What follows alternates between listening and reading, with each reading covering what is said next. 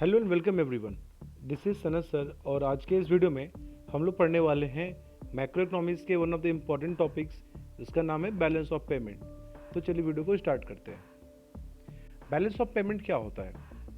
तो देखो, balance of payment को समझने के लिए पहला वर्ड समझो, बैलेंस। बैलेंस हमें कब पता चलता है? जब भी हम किसी दो चीज़ों का डिफरेंस निकालते हैं तो हमें पता चलता है कि बैलेंस क्या है। और पेमेंट, तो नाम क्या कह रहा है? पेमेंट का बैलेंस। तो अब तक यहाँ पे आपने समझा कि कुछ पेमेंट किया होगा, हमें बैलेंस निकालना होगा। ठीक है, तो देखिए बैलेंस ऑफ पेमेंट सिमिलरली जैसे अकाउंट्स में हम लोग कोई अकाउंटिंग करते हैं, सिमिलरली उसी तरीके का टॉपिक है। जैसे आप लोगों को पता होगा कि हम एक्सपोर्ट भी करते हैं, हम इंपोर्ट भी करते हैं। हमने दूसरे देशों से सामान मंगाया और दूसरे को बेचा भी। तो बैलेंस ऑफ पेमेंट चैप्टर हमको ये बताता है कि हमारे पास दूसरे देशों का कितना पैसा बाकी है, कितना पैसा हम पे करने के लिए लाइबल हैं दूसरों के लिए। ठीक है, और ये कैसे आता है? ये difference of export and import है। आपने इससे पहले कि बहुत सारे टॉपिक्स में मैक्रो के आपने पढ़ा है नेट एक्सपोर्ट, जिसको हम एक्स से रिप्रेजेंट करते हैं। एक्स इज इक्वल टू क्या था? Export minus import. सो इस चैप्टर में हम उसी चीज़ों के बारे में डिटेल में पढ़ेंगे। ठीक है, तो चलिए अब हम लोग इकोनॉमिक टर्म से इसको पढ़ते हैं। इकोनॉमिक टर्म में बैलेंस ऑफ पेमेंट को डिफाइन किया जाता है as a statement of account showing all monetary transactions of a country with the rest of the world during a period of time, generally 1 year। Generally 1 year हमारा GDP के definition में भी आया था और जनरली 1 ईयर यहाँ भी आ रहा है कि एक साल में किसी एक कंट्री ने जितने भी economic transactions rest of the world के साथ किया है, जो भी export import rest of the world से किया है, उसमें कुल कितना बैलेंस उसके पास बाकी है, कितना ट्रांजेक्शन किया, कितना एक्सपोर्ट किया, कितना इंपोर्ट किया, वो डिफिसिट में है या सरप्लस में है। ठीक है, These transactions may be made by the individuals, firms and government of a country। आपको पता होगा एक कंट्री में एक इंडिविजुअल भी चाहे तो सामान एक्सपोर्ट इंपोर्ट कर सकता है, एक फर्म भी कर सकती है और गवर्नमेंट भी करती है। जैसे हमारे देश ने अभी कुछ दिन पहले क्या किया? राफेल परचेज किया दूसरे देश से, तो ये क्या हुआ? ये इंपोर्ट हुआ। हम ब्रह्मोस मिसाइल वियतनाम को अगर सेल कर रहे हैं तो ये क्या कहलाएगा? एक्सपोर्ट कहलाएगा।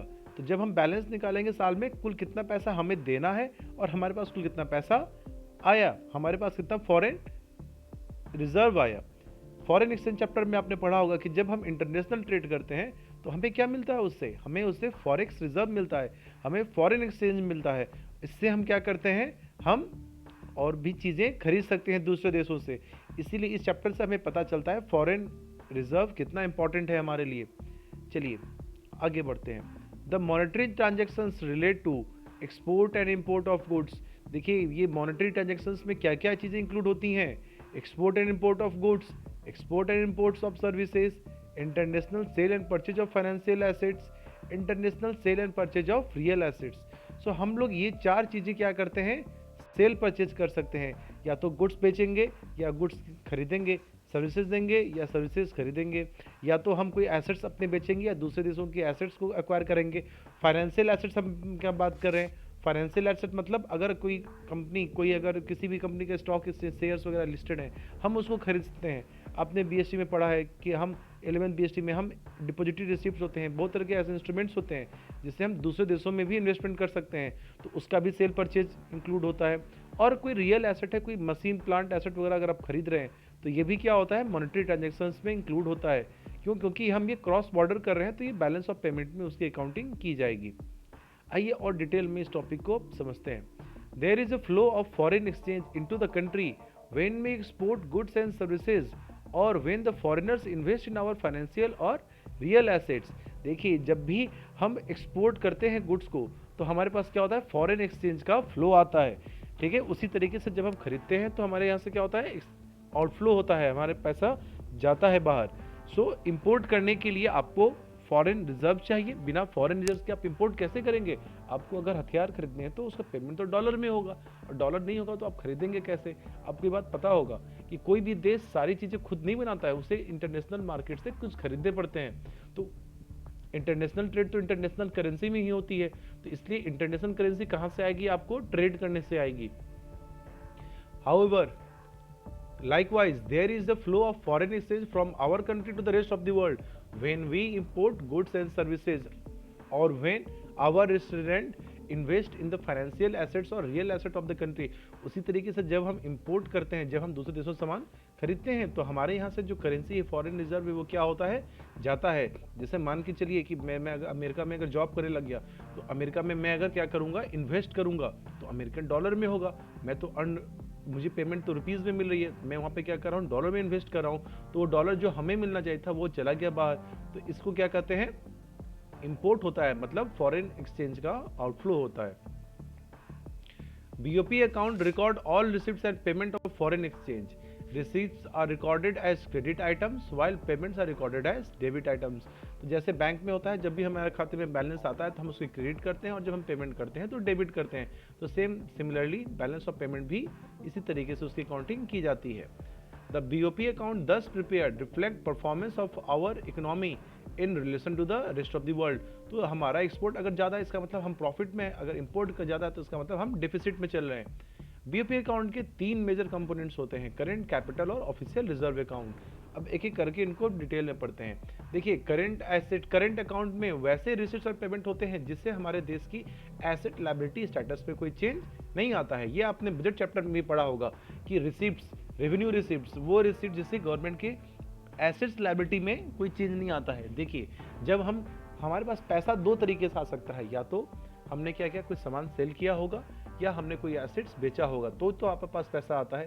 अगर आपने एसेट बेचा तो इससे क्या होता है, आपके एसेट्स कम हो गए, तो ये क्या कहलाएगा, ये कहलाता है कैपिटल, जो हमने बजट में पढ़ा था, कैपिटल रिसिप्ट्स। और एक होते हैं रेवेन्यू रिसिप्ट्स। तो करंट अकाउंट में सिर्फ और सिर्फ वही आइटम आते हैं जिनसे हमारे एसेट्स और लायबिलिटी में कोई चेंज नहीं आता है, और इसको क्या कहते हैं, विजिबल ट्रेड कहते हैं। विजिबल ट्रेड क्यों कहते हैं, क्योंकि जो भी गुड्स यहाँ बात कर रहे हैं, गुड्स टेंजिबल एसेट्स हैं, उनका शेप, साइज, उनका एक मैटर होता है, उनको हम देख सकते हैं, टच कर सकते हैं, इसलिए इसको हम विजिबल ट्रेड करते हैं। और सर्विसेज को हम क्या कहते हैं, इनविजिबल ट्रेड, क्योंकि सर्विसेज देखी नहीं जा सकती हैं, वो क्या है, नॉन टेंजिबल है।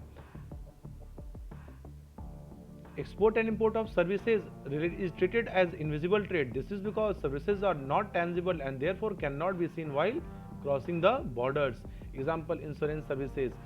अब इसमें आपकी 2-3 तरह के सर्विसेज आते हैं। देखिए, हम लोगों ने मैक्रो इकोनॉमिक्स के इंडियन इकोनॉमी में भी पढ़ा था कि फैक्टर सर्विसेज होते हैं और दूसरे होते हैं non factor services.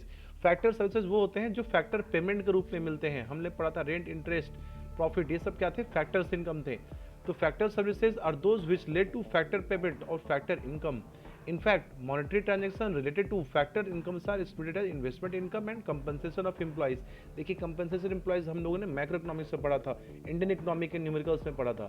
compensation employees क्या होता है, जो उसको पेमेंट मिलेगा, जो सैलरी उसको मिलती है, ठीक है, जो उसको बेनिफिट्स मिलते हैं एम्प्लॉयर की तरफ से, contribution to social security by the employers, ये सब क्या है, आपके फैक्टर सर्विसेज में आते हैं। और नॉन फैक्टर में मतलब फैक्टर सर्विसेज के अलावा अगर कोई और भी सर्विस कोई दे रहा है, वो क्या होगा, सारे के सारे वो नॉन फैक्टर सर्विसेज होंगे। एग्जांपल के लिए इंश्योरेंस एंड बैंकिंग सर्विसेज, ठीक है। इसके बाद जो हमारा आज का लास्ट टॉपिक है वो है करंट ट्रांसफर। तो करंट ट्रांसफर हम लोगों ने नेशनल इनकम में ही पढ़ा था। करंट ट्रांसफर वो होते हैं जो एक तरफा होते हैं, मतलब उसके बदले में आपको कुछ नहीं मिलने वाला। जैसे आपने मंदिर में चैरिटी किया, डोनेशन किया, किसी को दान दक्षिणा किया, तो क्या आपको बदले में कुछ सर्विसेज मिला? नहीं, ये वन वे होते हैं, इसलिए इनको यूनिलैटरल भी कहते हैं या फ्री के ट्रांसफर होते हैं। इससे आपके देश में कोई एक्सचेंज कुछ भी आपको मिलता नहीं है इससे। तो फ्रेंड्स, ये थे हमारे कुछ important topics balance of payment के, और ये पार्ट 1 है। पार्ट 2 भी कुछ दिन में आ जाएगा, तो चैनल को सब्सक्राइब जरूर कर लीजिएगा और बेल आइकन को प्रेस कर दीजिएगा। तो चलिए मिलते हैं अगले वीडियो में, तब तक बाय बाय, टेक केयर।